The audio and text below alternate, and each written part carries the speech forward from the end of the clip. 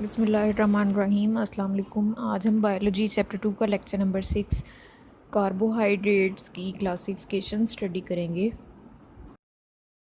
कल के लेक्चर में हमने कार्बोहाइड्रेट्स की जनरल करैक्टरिस्टिक को डिस्कस किया था, उसकी एग्जांपल को डिस्कस किया, उसके रोल को डिस्कस किया कि उसका क्या रोल है ऑर्गेनिज़म्स में, उसके जनरल फार्मूले को डिस्कस किया, उसके सोर्सेज को डिस्कस किया था। इसके अलावा हमने इसके कंजुगेटेड मॉलिक्यूल्स को डिस्कस किया था।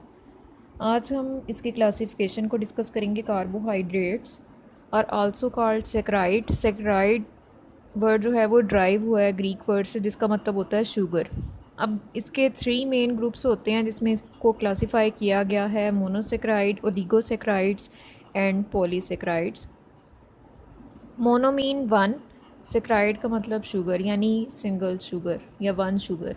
ओलिगो का मतलब होता है फ्यू, सेक्राइड मीन शुगर, तो इसमें फ्यू शुगर जो है वो इसमें हम स्टडी करेंगे। पोली का मतलब होता है many, saccharide mean sugar. Polysaccharide में बहुत सारे शुगर के मॉलिक्यूल जो है वो लिंक्ड होते हैं, तो हम उसकी स्टडी करेंगे। वन बाय वन हम इसकी क्लासिफिकेशन जो है वो डिस्कस करेंगे। आज हमने इसमें मोनोसेक्राइड को डिस्कस करना है। जैसे मैंने आपको अभी बताया कि मोनो का मतलब होता है 1, सेक्राइड मीन शुगर, तो हम इसमें सिंगल शुगर जो है वो उसको स्टडी करेंगे। सबसे पहले हम इसकी करैक्टरिस्टिक देखेंगे कि सिंपल शुगर जो है या सिंगल शुगर्स की क्या करैक्टरिस्टिक होती हैं। They are simple sugar, they are very sweet in taste, they are easily soluble in water, यानी पानी में भी इजीली जो है वो डिज़ोल्व हो जाती हैं, and can not be hydrolyse into simple sugar. चूँकि ये ऑलरेडी जो है वो एक स्मॉल मॉलिक्यूल होता है, तो मज़ीद जो है वो इसकी ब्रेकडाउन नहीं होती। Chemically they are either polyhydroxy, aldehyde and ketones. Chemical composition अगर इसकी देखी जाए तो इसमें या तो एल्डिहाइड ग्रुप जो है वो प्रेजेंट होता है या फिर इसमें कीटोन ग्रुप प्रेजेंट होता है। जो कल मैंने आपको बताया था कि एल्डिहाइड ग्रुप में हमारे पास कार्बन, हाइड्रोजन, ऑक्सीजन और एक साइड के ऊपर जो है वो आर ग्रुप जो है वो अटैच होता है, जबकि कीटो ग्रुप के अंदर जो है वो सेंटर में कार्बन, ऑक्सीजन और उसके साथ दोनों साइड के ऊपर जो है वो अल्काइल ग्रुप जो है वो अटैच होते हैं, जैसे यहाँ पे आपको नज़र आ रहा है। All carbon atom in a monosaccharide except 1 have a hydroxyl group, यानी आपके पास जो मोनोसेक्राइड है उसमें जितने भी कार्बन एटम होते हैं उन सब के साथ जो है वो हाइड्रोक्साइल ग्रुप प्रेजेंट होता है एक्सेप्ट 1, यानी वो सिर्फ एक फंक्शनल ग्रुप जैसे कि वो एल्डिहाइड ग्रुप है या कीटो ग्रुप, उसके साथ जो है वो हाइड्रोक्साइल ग्रुप प्रेजेंट नहीं होता। बाकी जितने भी उसमें कार्बन आते हैं उन सब के साथ जो है वो एक साइड के ऊपर हाइड्रोक्साइल ग्रुप होता है। The sugar with aldehyde group is called Aldo sugar. अब जिस शुगर में एल्डिहाइड ग्रुप प्रेजेंट होता है उसको एल्डो शुगर कहा जाता है, और जिसमें कीटो ग्रुप प्रेजेंट होती है उसको हम कीटो शुगर कहते हैं। These are indicated in case of 2 ट्रायोसिस स्केच बिलो। अभी हमने जो डिस्कस किया कि जिस शुगर के अंदर एल्डिहाइड ग्रुप प्रेजेंट होता है उसको हम एल्डो शुगर कहते हैं, और जिसमें कीटो ग्रुप प्रेजेंट होता है उसको हम कीटो शुगर कहते हैं। यहाँ पे आपको एल्डोज शुगर जो है वो नज़र आ रही है। ग्लिसरॉल्डिहाइड 3 कार्बन वाली ये शुगर है। चूँकि हम पहले स्टडी कर चुके हैं कि कार्बोहाइड्रेट में कार्बन का नंबर जो है वो 3 से स्टार्ट होता है और बहुत 1000 तक जो है वो जाता है, इस वजह से 3 से कम कार्बन नंबर इसमें नहीं होता।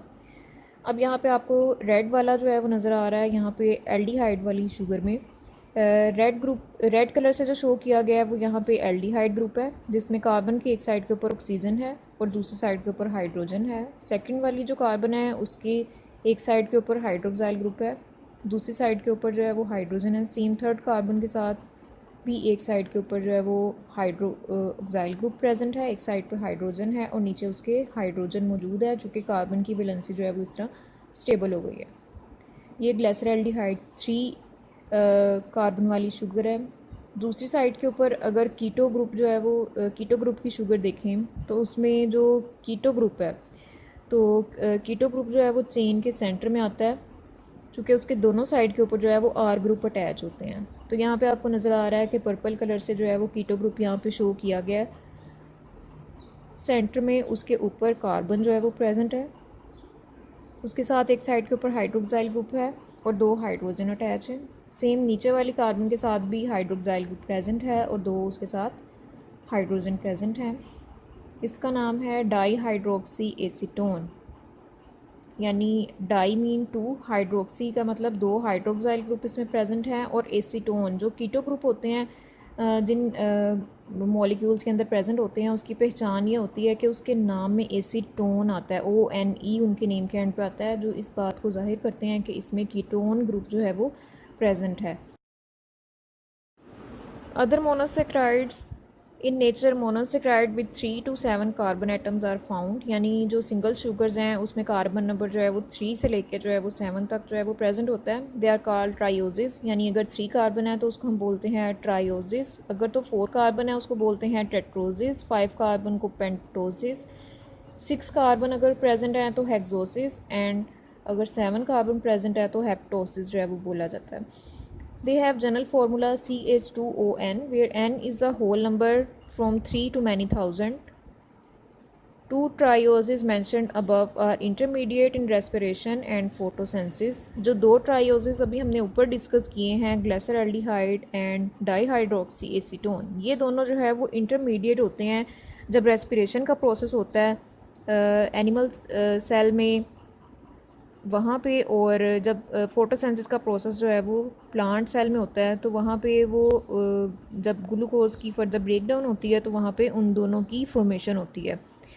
टेट्रोसिस are rare in nature and occur in some bacteria, ये बहुत कम पाए जाते हैं और कुछ बैक्टीरिया के अंदर मौजूद होते हैं, यानी 4 कार्बन जिनके अंदर प्रेजेंट होती है। पेंटोसिस 5 कार्बन वाले एंड हेक्सोसिस 6 कार्बन वाले are most common.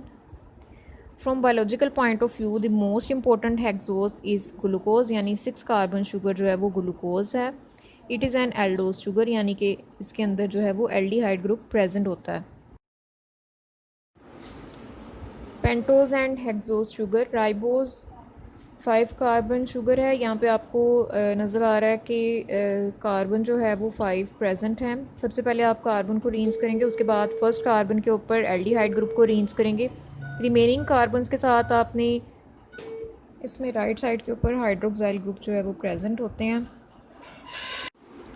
Similarly glucose के स्ट्रक्चरल फार्मूले में भी 6 कार्बन जो है वो प्रेजेंट होते हैं, लेकिन इसका कार्बन नंबर 3 का हाइड्रोक्साइल ग्रुप जो है वो दूसरी साइड के ऊपर प्रेजेंट होता है। बस इसमें ये एक चीज़ जो है वो डिफरेंट होती है, रिमेनिंग जो है वो बाकी कार्बन्स के हाइड्रोक्साइल ग्रुप जो है वो राइट साइड के ऊपर ही प्रेजेंट होते हैं।